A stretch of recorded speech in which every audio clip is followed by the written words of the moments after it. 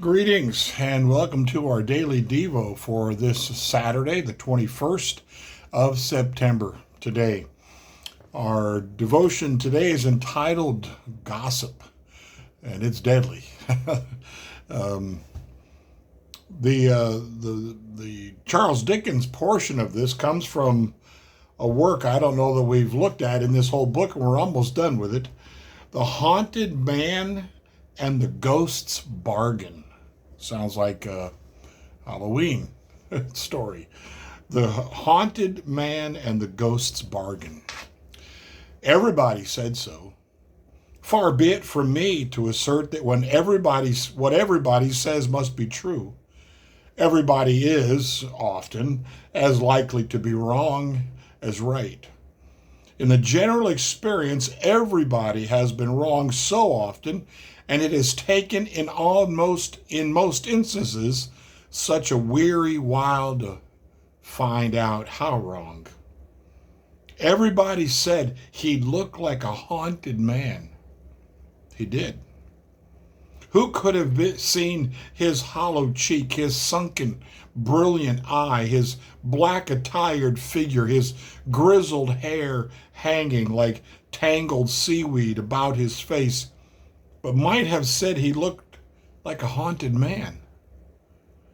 Who could have observed his manner, taciturn, thoughtful, gloomy, with a distraught air of listening to some old echoes in his mind, but might have said it was the manner of a haunted man? Who could have heard his voice, slow speaking, deep and grave, but might have said it was the voice of a haunted man? Who that had seen him in his inner chamber, part library and part laboratory, for he was, as the world knew, far and wide a learned man in chemistry. Who that had seen him there upon a winter night alone, his work done, and he pondering in his chair before he rusted grate and red flame, before the rusted grate and red flame, moving his thin mouth as if in speech, but silent as the dead? Who would not have said that the man seemed haunted, and the chamber too? From Charles Dickens' work, The Haunted Man and the Ghost's Bargain. Here's what Gene Fisher says to us about this particular writing of Charles Dickens. The Haunted Man and the Ghost's Bargain is the fifth and last of Charles Dickens' Christmas novellas. Oh, there you go. It's a Christmas story, of course. The story begins, everybody said so. Everybody is often as likely to be wrong as right.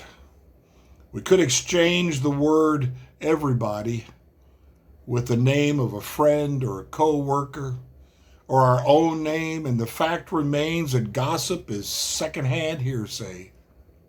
Sounds familiar. What do the scriptures say about gossip?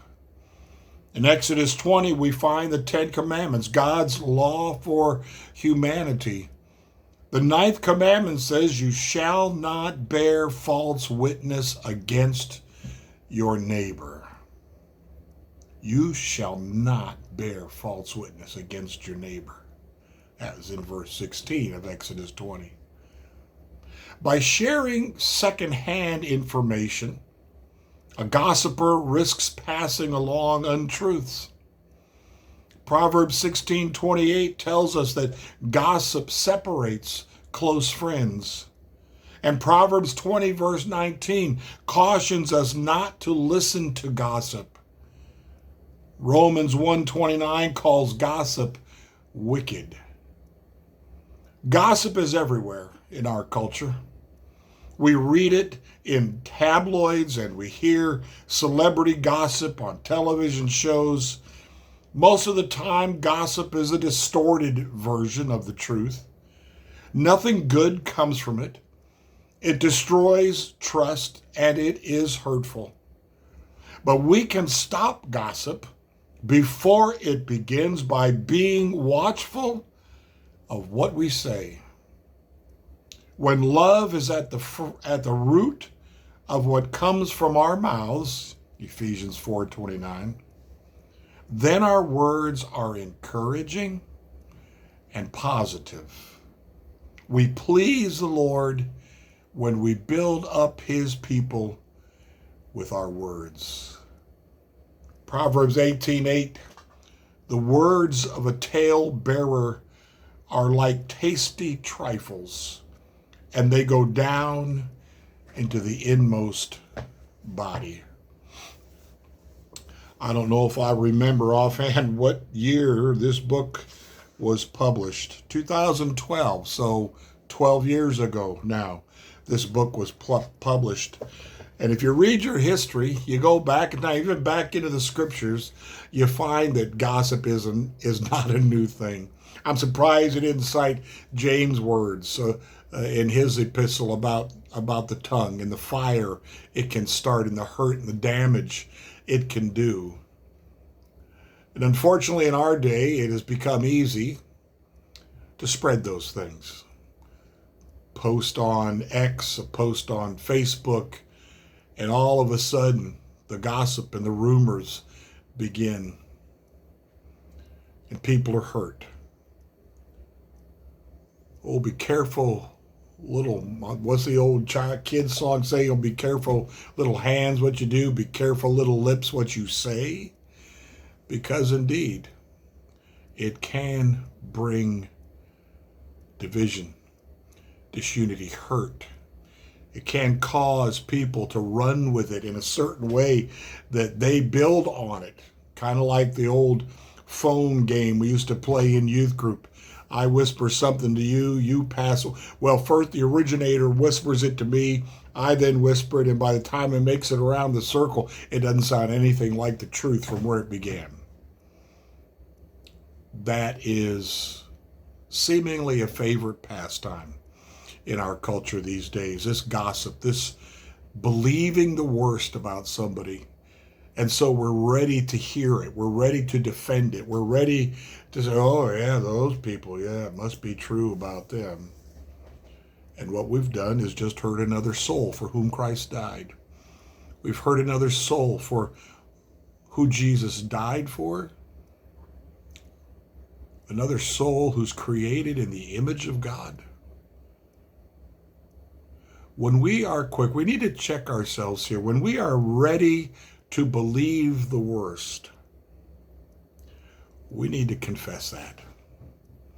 We need to deal with that. When there's no proof, when what we're hearing is now second, third, fourth, fifth hand, I don't know, with social media today can pass through a lot of lines. Some people just flat out want to hurt and destroy others, and we dare not listen to people like that.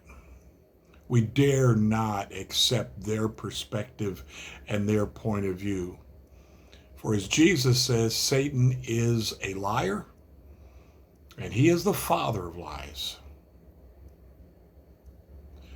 So test the spirits, as John would tell us, and see if they are indeed of God. Blessings to you today.